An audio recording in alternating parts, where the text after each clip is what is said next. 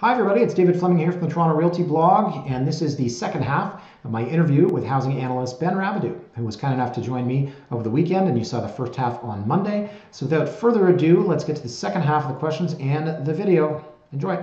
Okay, so Appraiser says, how do you think you've grown as an analyst over the past 12 years? What are some of the more important lessons you've learned, and what would you say to your critics? Well, I haven't been doing this for 12 years. Well, certainly you learn some humility by getting some calls right and some calls wrong. Yeah. You know, there's a lot, I think, you know, to your point, like we were talking about this before as well. I can't remember if this was on here or this was before we had the cameras rolling, but it's funny, like once you say something in print, it's like in print permanently. People seem to have this view that like your opinion can never change from that, right? But, you know, I do try to be true to the data, right? And you need to be, people, whether my parents or my fans or whatever, need to realize that like I'm looking at the data, I can have a high level view and signal something that I think is a risk, right? And that's where I see my role, and my role for my clients is like, you know, understand the high level, where the risks could be. Hello, who you got going on? I see somebody there. Hello. I'm that British guy now. I'm the British guy. That's awesome. But you know, like where are the risks? And what could bring those to the forefront? So, you know, I was negative on housing when, like back in 2010 for sure. I've always had sort of a high level view of risk, right? Not 2010, I should say 2012. And then, you know, Alberta rolled in 2015 and there was a kind of a terms of trade and a national income shock. But I could never get to how that translated into weakness in Ontario. And I actually made the point to my clients, that like, I think actually this is going to be supportive for things like the rental market because you're going to see a big outflow of Alberta workers. And so, you know, I never saw that. Now, when the market rolled in 2017 under the weight of, or 2018 under B20 and 2017 with the foreign buyer taxes. That had the potential to be something quite impactful too. And so when that happens, you flag it for clients, you monitor it closely, but you're true to the data. And when it was clear the market was rebounding, you know, you write it. The market is clearly rebounding. I said to my clients heading into 2020, this market's going to rip. It's the prices are going to be way higher than people expect. And so, like, does that mean I'm bullish on real estate? No. That means I'm looking at the data and be like, this is what's going to happen. Right? But still, you look at the data as a whole and you flag where the risks are and what could bring that to the forefront. So I don't know, in terms of what, you know, you get some things right, you get some things wrong. I've gotten some pretty high profile things right, which, you know, I suspect your buddy Appraiser would never want to acknowledge. But what do you want to bring up? I've definitely gotten some things wrong. Do you want to bring up the I would give you more credit than anything in the world for, so for those people who don't know, Ben basically called, you're like Christian Bale in The Big Short, like with the fortress thing. And I've had my share of critics too. I mean, I've gotten hammered before for things, and it's not fair. A lot of times you're reporting on what's going on out there, and somebody with power and lawyers and whatever decides they're going to crush you. But it feels good in the end to be vindicated, right? Yeah, you're right. That's what I mean. Like I don't do a lot of victory laps on things I got right, but you know, one thing that we've done really well is sort of sniff out idiosyncratic credit issues in the lending ecosystem. And so we did great work on home capital. I don't mind saying that. We were way ahead of what happened there. Exactly. We were way ahead of what happened with Laurentian Bank and them being cut off from their funding conduits. And we were way ahead of Fortress. I mean, I was the guy that brought the documents to the RCMP. Right? There's a reason they were rated. I mean, it wasn't a coincidence that they sued me and then a couple years later they were rated by the RCMP on fraud investigation. Okay, sorry, I don't know. My kid's in the room now, right at the best time, and she just lowered my chair. So I am awesome. Literally, awesome. Maya, can you please? This is world's greatest interview right now. Can you go find Mommy? That is fantastic. Daddy's. So listen, while you're dealing with that, I'll just finish answering the question. I think to his point, what do I learn? You learn a lot through this. You certainly learn humility. What would I say to my critics? Well, it depends on what they're saying. I don't know. No, I think he's just. I don't think Appraiser's speaking anything more than anecdotally. He's rational. I would agree. I think we've all got critics. But you know what I've learned, and this is going to sound very cocky, is that you have critics when you're successful. And like I've had blog trolls over the years, and I've had people that talk like they know me. And the things I've learned is that it's very easy for someone that's anonymous to go on and from their mother's basement and say something with the shroud of anonymity behind them, they can act as though they own 30 properties and they're saying, well, David is this, that, and the other thing. But it's the same thing for you. It's the same thing for anybody. Like, you get critics when you become successful. You get critics when you have a notoriety around you. And a colleague told me years ago, he said, there are no friends at the top. And you know, I'm the top agent in my brokerage, and he told me in advance, when you get there, you will develop a lot of enemies, and they just don't like you because of where you are. And you know what, Ben? That's the truth of it. Is like, whether it's you or whether it's, you know, John Pasalis, or whether it's any of the names that are on there, or Rob Carrick. You know how much crap that guy gets? He's a smart guy, and he's doing his job, and he's out there talking about. And I would disagree with a lot of the things that Rob writes, but he's talking about financial responsibility, which is something that no one outside of the blog readers, people in society today, they don't have that. They don't have financial literacy. Rob writes to the very most basic ideas in financial literacy to all kinds of people that have absolutely no idea what they're doing. And then other people will jump on him and say, oh, I can't believe he said not to buy a house. I can't believe he's talking about being responsible. And so he's got his critics too, right? Yep. Yeah. Yep. All right, let me move on from that. Steve asks, is a hot dog a sandwich? No. No. Steve. That's Ben's shortest answer. Okay, so Hoob is another blog reader who's been around a long time. So Hoob's saying, in a fit of nostalgia, which we're all doing right now, he was looking up house prices in a small rural town he grew up in 2.5 hours from Montreal. There's a good selection of completely adequate housing in the $70,000 to $90,000 range. Oh my God. He says, I could live there again, under an hour to the nearest city, high-speed internet, and generally not a complete crap show. I'm not a city person. So this isn't a prediction question, but maybe some light on this. At what point should a pragmatist seriously start considering cashing out of $1 million gain here in Toronto and locking in a cheap place to live somewhere and leveraging other growth options instead of real estate? So this is exactly what you were just saying, is that the people on my blog will attack each other for how they use and invest their capital. But at what point, and I mean, I don't take the words out of your mouth, but it depends on where you are in your life cycle.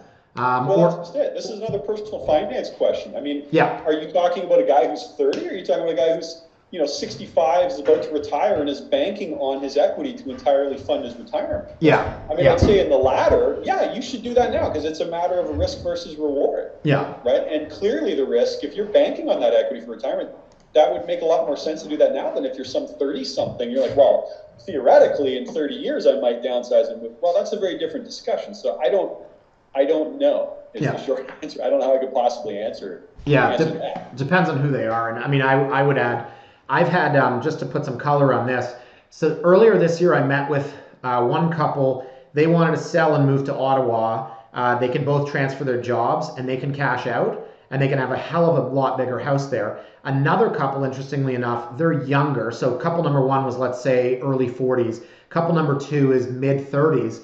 And they are very transferable. So they wanted to cash out of their house.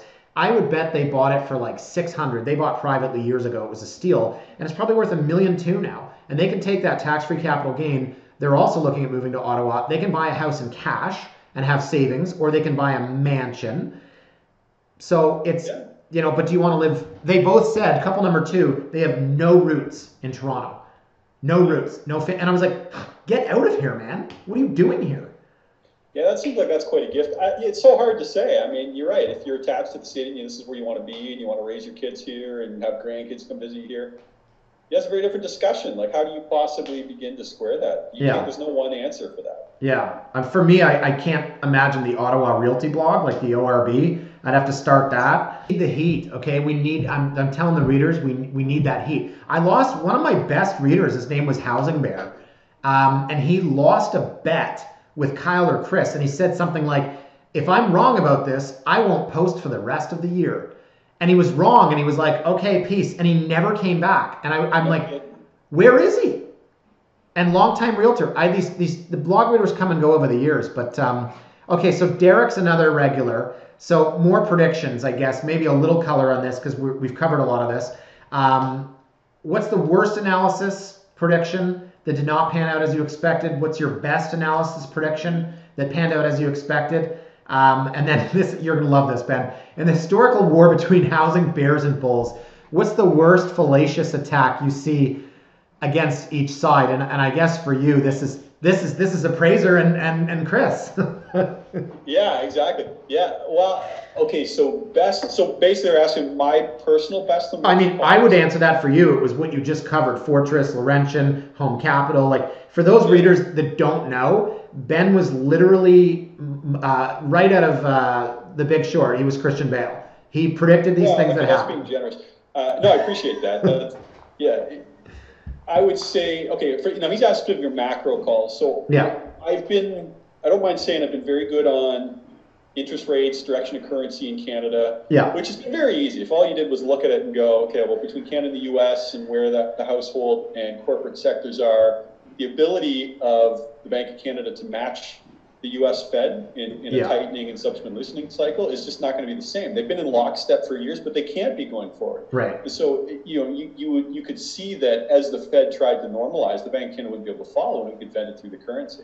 And so that was a fairly easy call. And I know there are a lot of housing bears out there that have said, oh, higher rates are coming, higher interest rates are coming. That was never me. That was never me. I've always said rates are going to keep making lows for a long time, and they're still going to go lower. And I think you're going to see crazy things we never thought were possible in Canada with regards to, like I said, negative rates and all sorts of other weird monetary policy measures. Yeah. So I think, from that side, things have been fairly good. You also have to understand what my role is, right? My role is to flag risk. Yes. And so if I flag 10 things that are a risk, the whole concept of risk is, it doesn't necessarily mean it materializes, but if you're a portfolio manager, you want to know what are those risks, right? And how to think about them. Right. So whether it's something like, again, I don't know anybody that a year ago was warning about the size of the non-permanent resident cohort in Canada being a potential vulnerability in a recession. Now, we'll see if that pans out, but that's the sort of thing that I do. And so, from a high level, obviously I've been wrong about housing, right? It's just, it's continued to rip. Now, we can talk about why I think I was wrong, and that's a whole other discussion. Yeah. So, that would definitely be my highest profile miss, and a pretty big one, and I don't mind saying that. But the frustrating thing is you're not in print. Like, everyone wants to talk about housing, right? No one necessarily wants to talk about, hey, what sort of work did you do on Home Capital or whatever, right? Like, those things don't show up in print and stay there forever the way that a quote on housing does. So, I don't know. I'd say the housing is my biggest miss, and the rates and currency from a macro perspective have been pretty big wins, and we'll see where it goes. Yeah, and I'll defend Ben here. Your role is not to predict things. Your role is to analyze things. So the job is to provide color on what's happening. And so if you're looking at data sets, and like we've had these conversations going back a decade, and Ben and I will sit at a table with people, and Ben will say, here's what the data is showing. And then you can look at historically, what has this meant? And I'll chime in with my color on the market. So you'll have a data set. This is what's happening, and historically, this is what this data in other markets has meant. Okay, David, what's happening right now? And then I'll say, well, actually, last night I lost in 38 offers, and the house sold for a Googleplex percent over list. I mean, so it's not like your role is not to make predictions in the market with a crystal ball and then give yourself a check mark or an X, right? It's not. Now, that said, I don't mind saying I have been bearish in housing, and there's been times where I've said this looks like there's going to be downward pressure going forward, and who knows where this bottoms. Certainly was more vocal about stuff like that, back in the day, and that's probably what has gotten me some of the haters potentially. And you do learn some humility in how to sort of temper those views, put parameters around them going forward. But it is what it is. All right. Question I love from Clive O. I don't know if that's Clive Owen is reading my blog. A question about market data. Which pieces of data or which stats are your go-to? Which pieces of data should be the most important and most accurate in our market? And then this question I love. Which pieces of stats or data have been the most counterintuitive or incorrect during the recent real estate boom? The most important in terms of just predicting prices, and so I mean it's so simple but profound, is it's the balance between supply and demand at any time, right? So if you look at what is the best predictor for house prices 6 months out, it's current months of inventory, and in particular months of inventory adjusted for seasonality, right? Because there is seasonality to that data. It tends to be higher during the winter and lower during the selling season.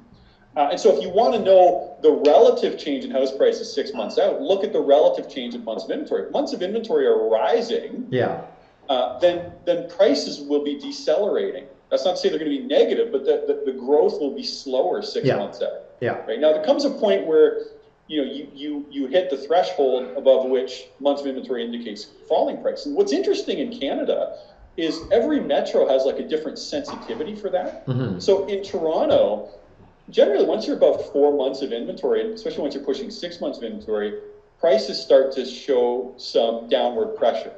Now, in Montreal, they're standard. I mean, it's standard for them to have 7, 8, 9 months of inventory in a normal market. Right? And you don't see prices fall until you're 13, 14 months of inventory. So it's funny how, like, sellers in Montreal are just used to having their home for sale for, I mean, maybe less so recently because of how hot the market's been, but normally, like, to have your home on the market for a couple months is like normal, right? Where imagine that in Toronto. If you told the seller it's going to take 2 months to sell it, well, just cut the price, right? It's like, get me out of here. So I don't know what it is that drives that, but there's a very different sensitivity to supply-demand balance based on different metros. So that's clearly that's number one, right? If you want to know where prices are going to be 6 months out. What do I think has been, so there's a question around like what's been missing or what's kind of, one of the things that's been like the wrong way to look at things has been things like debt to income ratio, which again, I don't mind saying this is something where you can flag it as a vulnerability, but that gives you no predictive capacity around how much further it can run, right? Especially with rates falling the way that they have. House prices relative to income, again, something I've flagged before for clients and posted online. You can look at the normal relation between house price and income. And it misses as much as it captures, right? In that it doesn't capture carrying costs, it doesn't capture the state of the economy, and so it's interesting in terms of informing you around the risk and where things could go in a highly distressed environment, but it masks as much as it tells you. And that's someone asked this question. I think the next question is around this, but I've always looked at those two metrics and. For the longest time on my blog, the bears, and I don't want to call them bears, but like, the people that are saying this can't continue, we're talking about debt to income ratio. And I always said, poor people don't buy houses. So, does it really matter if the poor person that's never going to own is now more unlikely to own? Like, it's a measure and it's a big average of all of the debt and all of the income, but it almost assumes that everyone is looking to purchase or everyone will own. And I argued for the longest time that it's not appropriate in this marketplace. Now, maybe that's because I was biased because I saw the market going up. But that was my theory on it anyways. And the other one was house price increases relative to wage growth. And I said, well, if everyone's parents are giving them the money for the down payment, then how is this relevant anymore? Yeah. Well, I don't disagree. But again, getting back to like, what the risks are. So sort of the inverse of that relationship, or the more important metric than debt to income is like debt servicing costs.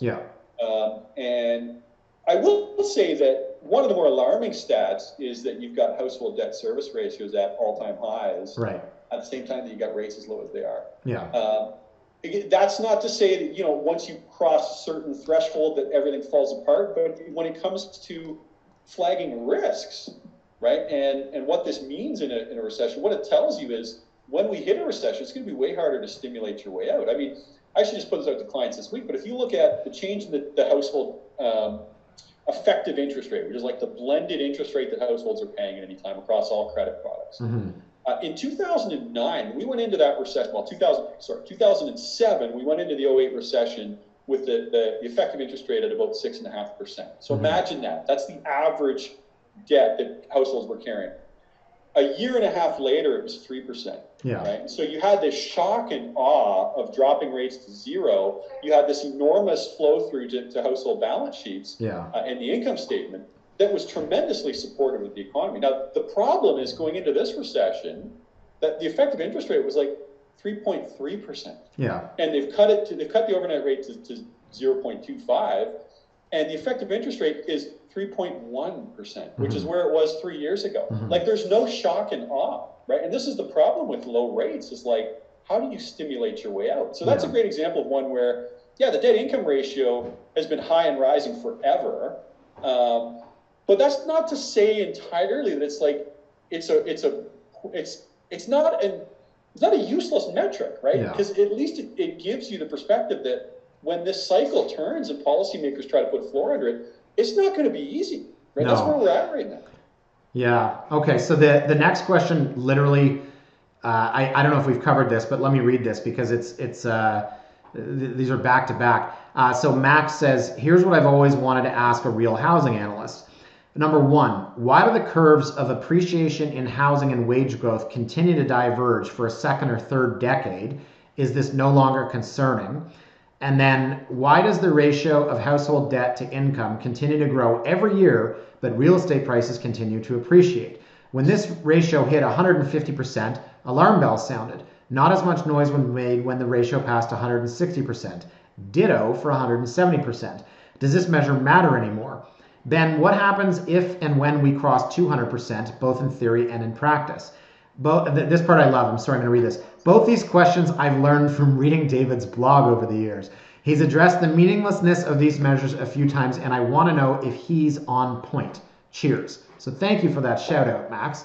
But those questions basically tied right into each other, and it's a scary thought to think about 200%. But it's not a bad question. So, I mean, a different way to frame that is, are there examples around the world in other countries where you have passed that threshold? The answer is yes. Yeah. Right. And so, was it a disaster in those countries? No, not necessarily. Yeah. Right. A lot of the Scandinavian countries are substantially higher in terms of debt to income ratios. Right. You can make the argument in the U.S. that because healthcare expenditures are paid, out of after-tax dollars, that ratio is not apples to apples, and you could normalize it. It's not as scary in Canada. But I don't know. I still think at the end of the day, high household debt levels make it very difficult for policymakers to respond in a shock. That's full stop. Now, the question was, how can they continue to rise relative to income? Well, actually, it's fairly simple. It's a function of, can rates continue to fall? Yeah. In the near term, the short answer is yes, but we're getting close to the point where you've sort of exhausted that option, right?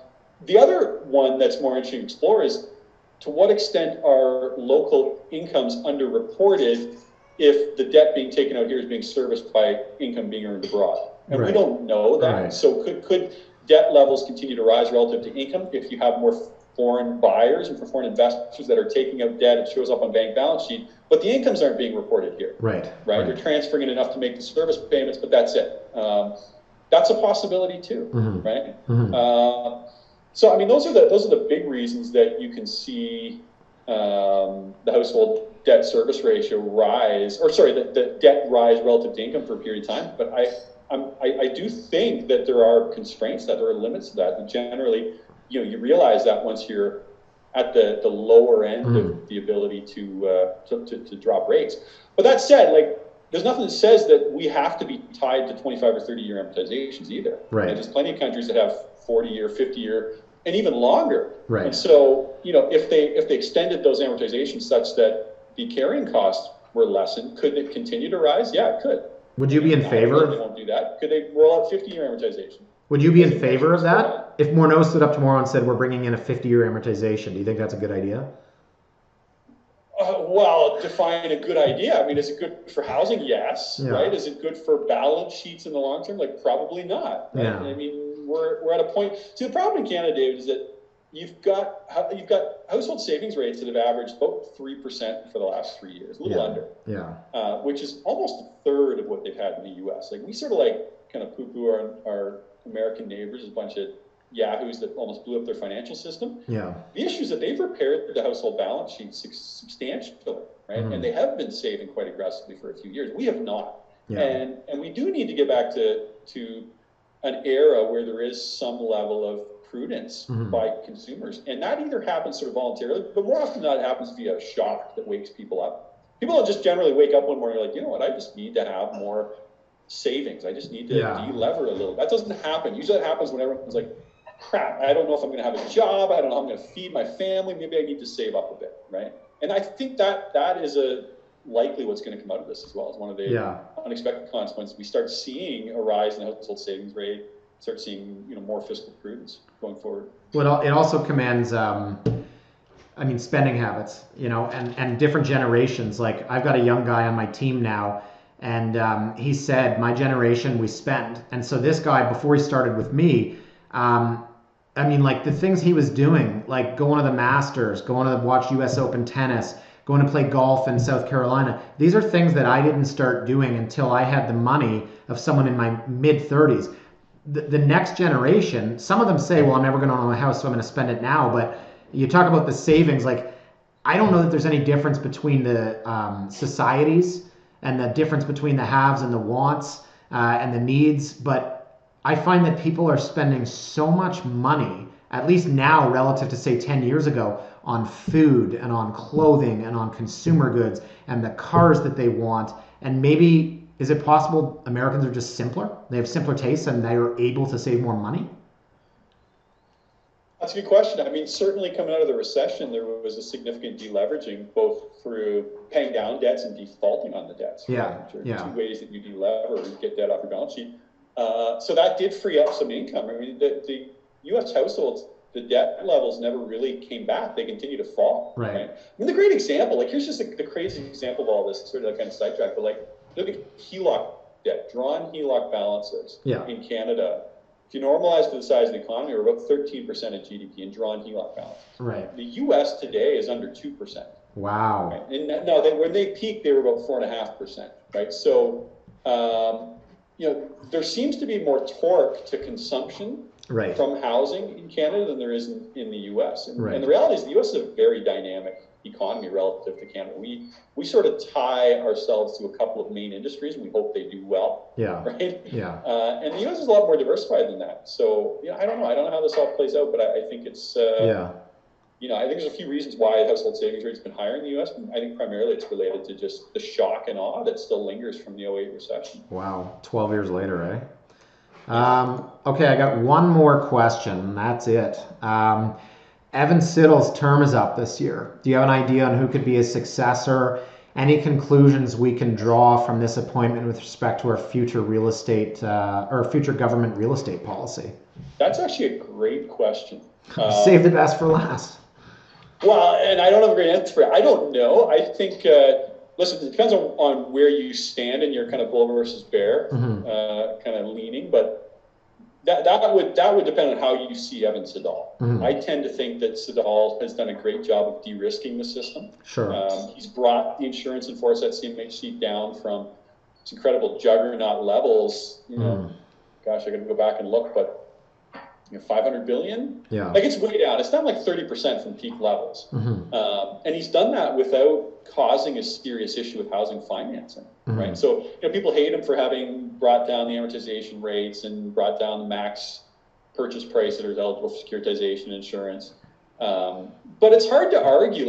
It's hard to argue against his main philosophy of them operating on a need versus want basis. I mean, I think that just makes sense. You shouldn't have Canadian taxpayers potentially on the hook so that someone can own a $4 million house. That doesn't make sense, right? So, he definitely, he's done a lot to de-risk that element of the system. The person who comes in behind him, who knows how but I would think they're probably, at least in the near term, going to continue with that sort of direction that he's taken CMHC in. Yeah, and I think you raise a good point about, well, two things. People are mad at him for the changes he's made. Personally, I applaud seeing what happened in '08 and then watching every year or so they made all these changes, right? Take away the 40-year AM, take away 35. Then they started putting restrictions in the 30. I remember when you could get 107% financing, right? Which was wild. I'm going to buy a house for $1 million. I'm putting no money down. Give me 70 grand.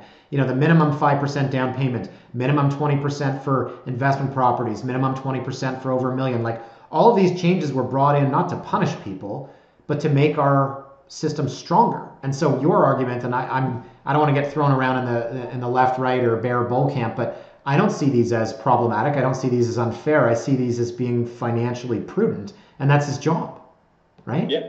Yeah. Well, and Canadian policymakers have done a very good job at being proactive. Like normally what you see when it comes to housing policy is you sort of loosen, things blow up, and then you tighten after the crisis and you make it worse. Yeah. Right. And what Canadian policymakers have done, at least on the housing policy side, is they have tightened incrementally into a very strong market.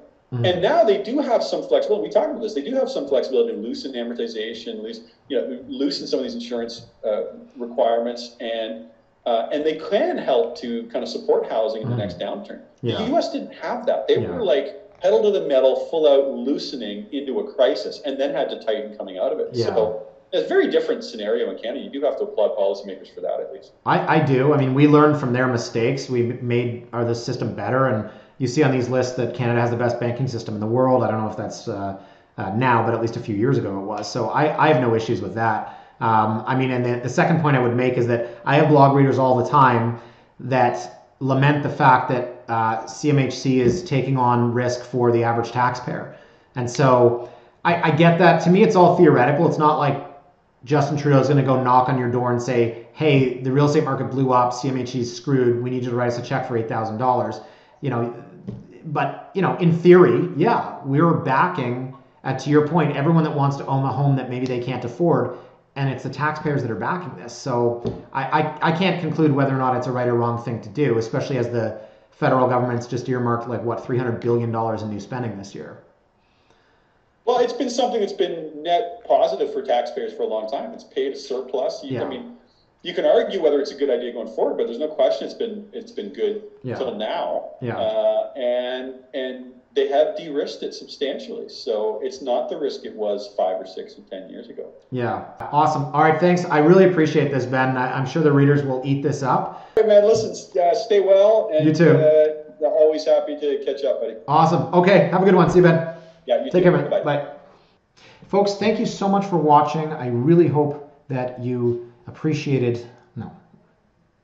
Folks, thank you so much for watching. 2 parts. Wow, that was lengthy. My interview with housing analyst Ben Rabidoux. Thanks again, goes without saying, to Ben for joining me over the weekend instead of being out on his fishing boat, which I'm sure he would have rather done. But it was really kind of him to answer the blog readers' questions, and maybe we can do that again. Heck, maybe we can make this a regular series. So everyone, thank you so much for watching, specifically you regular readers for posting comments and questions. Those were awesome. Feel free to comment below any follow-up questions if Ben or I can answer them. We will certainly do that. See you next time. Okay, that's good. Am I recording? Fuck me. Am I recording? I hope the lighting's the same. I mean, what are we going to do? Snap. It's going to be amazing. It's going to be amazing. Don't stress if it's not absolutely positively perfect. Okay, bye.